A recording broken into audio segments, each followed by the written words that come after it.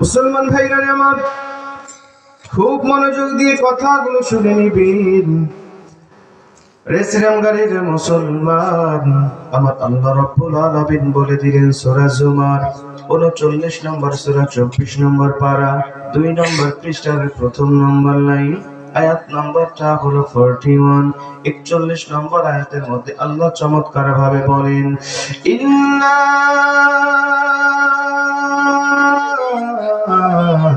أنزلنا عليك الكتاب للناس بالحق فمن اهتدى فلنفسه ومن ضل فإنما يدل عليها وما أنت عليهم بوكيل।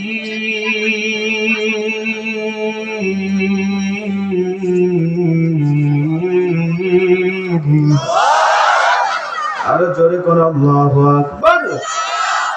প্রত্যেকটি কোরআনুল কারীমের আয়াত তেলাওয়াত শেষ হবে যখন আমি আমার শাহাদাত আঙ্গুলে দিয়ে আপনাদের ইশারা দেব, তখন আমার শাহাদাত আঙ্গুলের ইশারা পাবেন যখন দুই হাত উঁচু করে আল্লাহু আকবারের আওয়াজটা দিবেন, তখন এই কর্মসূচি চলতে থাকবে ততক্ষণ, আখিরি মোনাজাত হবে না যতক্ষণ। রাজি আছেন যারা যারা দু হাত উঁচু করে আমার আল্লাহকে আবারও দেখা দেন তারা তারা আল্লাহু আকবার।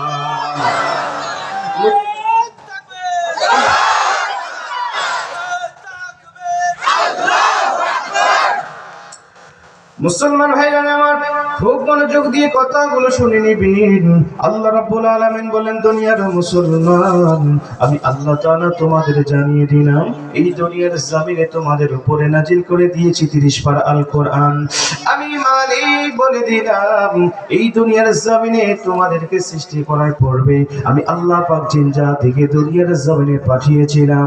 এই জিন জাতিরা দুনিয়ার জমিনে যাওয়ার পরে তারা যখন আমি আল্লাহ পাকের অবাধ্য হয়ে দুনিয়ার জমিনে চলতে লাগলো, আমি আল্লাহ পাক ফেরেশতাদেরকে দিয়ে জমিন থেকে তাদেরকে উৎখাত করে দিলাম, বিভিন্ন দ্বীপে বিভিন্ন জঙ্গলের মধ্যে তাদেরকে পাঠিয়ে দিলাম। আমি আল্লাহ পাক দ্বিতীয় নম্বর সিদ্ধান্ত নিয়ে ফেরেশতাদেরকে ডাক দিয়ে বললাম, ফেরেশতা, আমি আল্লাহ পাক এইবারে এমন একটা জাতি পৃথিবীর জমিনে পাঠাতে চাই যারা দুনিয়ার জমিনে গিয়ে ইচ্ছা করলেই পাপ করতে পারবে, ইচ্ছা করলেই নেকের কাজ করতে পারবে, ইচ্ছা করলে জাহান্নামের পথে চলতে পারবে, ইচ্ছা করলেই জান্নাতের পথে চলতে পারবে। আমি আল্লাহ পাক এমন একটা জাতি দুনিয়ার জমিনে পাঠাতে চাই যারা ইচ্ছা করলে শয়তানের পদাঙ্ক অনুসরণ করতে পারবে, ইচ্ছা করলে আমি আল্লাহ পাকের পথ অবলম্বন করতে পারবে। আমি আল্লাহ পাক এমন একটা জাতি দুনিয়ার জমিনে পাঠাতে চাই যারা দুনিয়ার জমিনে গিয়ে ইচ্ছা করলেই সত্য বলতে পারবে, ইচ্ছা করলেই তারা মিথ্যা কথা বলতে পারবে, কিন্তু যদি সে মিথ্যার কথা ইচ্ছা না করে সত্য কথাটা সর্বসময় বলে বেড়ায়, শয়তানের পথে না চলে আমি আল্লাহ পাকের পথে চলতে থাকে, যদি সে ব্যক্তি জাহান্নামের পথে না চলে জান্নাতের পথে চলতে চায়, আমি আল্লাহ পাক তোমাদেরকে বলে দিই, তোমরা সাক্ষ্য থাকো, এই মানুষগুলোকে আমি আল্লাহ রাব্বুল আলামিন দুনিয়ার জমিনেও কল্যাণের পথে রাখবো। দুনিয়ার থেকে বিদায় নিতে দেরি হবে, ওদের কবরটা জান্নাতের বাগান করতে দেরি করব না। জোরে কোন সুবহানাল্লাহ। মুসলমান বন্ধু আমার, খুব মনোযোগ দিয়ে শুনে নেন। আল্লাহ পাক ফেরেশতাদেরকে নিয়ে যখন পরামর্শ করছিলেন, ফেরেশতারা ডাক দিয়ে বললেন, আল্লাহ যদি ইবাদত বন্দেগী লাগে বলেন, আমরা বেশি বেশি ইবাদত বাড়িয়ে দেব।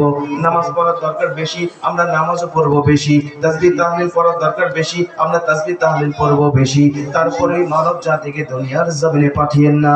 এই মানব জাতি দুনিয়ার জমিনে গিয়ে আপনার ওয়াদাগুলো ভুলে যাবে। তারা রূহের জগতে আপনার কাছে ওয়াদা দিবে, আলাস্তু বিরাব্বিকুম যখন আপনি করবেন, তারা তখন আপনাকে রব বলে স্বীকার করে নিবে। কিন্তু এরা যখন দুনিয়ার জমিনে যাবে, ফিতনা ফাসাদে ভুলে যাবে, ক্ষমতার লোভে, বিভিন্ন আমিত্বর লোভে তারা নিজের অস্তিত্বটাকে ভুলে যাবে, আপনার কথাটা তারা ভুলে যাবে, আপনাকে দেওয়া ওয়াদা তারা ভুলে যাবে। আল্লাহ মানব জাতিকে দুনিয়ার জমিনে আপনি পাঠিয়েন না। আমার আল্লাহ পাক তখন ফেরেশতাদেরকে চ্যালেঞ্জ করে বলেছিলেন, ফেরেশতা, আমি আল্লাহ পাক এই জাতিকে দুনিয়ার জমিনে পাঠাবো, আমি মানছি তারা বিভিন্ন শয়তানের পথে চলে বোকা হয়ে যাবে, শয়তানের ধোকায় বোকা হয়ে যাবে। আমি জানি তারা শয়তানের পথেই চলতে থাকবে। আমি আল্লাহ পাক জানি তারা মিথ্যা বলবে। আমি আল্লাহ জানি তারা বিভিন্ন অন্যায় অশ্লীল কাজের সাথে লিপ্ত হয়ে যাবে।